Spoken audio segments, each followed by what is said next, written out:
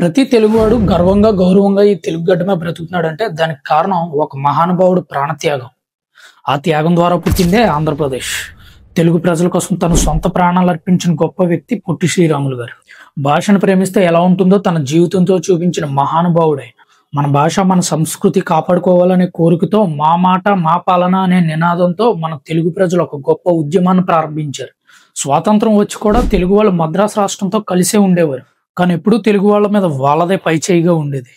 అక్కడ మొదలైంది ఈ పోరాటం. ఆయన పోరాటం నిరాహార దీక్షతో మొదలైంది. ఎందుకో తెలుసా?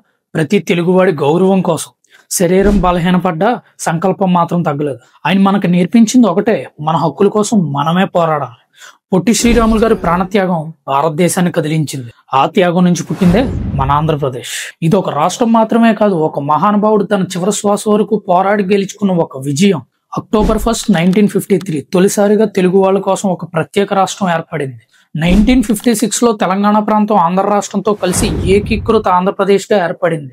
2014లో రాష్ట్ర విభజన జరిగిన ఆత్మవిశ్వాసంతో ముందుకు సాగుతూ పునర్నిర్మాణ దశలో ఉన్న రాష్ట్రం మన ఆంధ్రప్రదేశ్. మన భూమి, మన భాష, మన భవిష్యత్.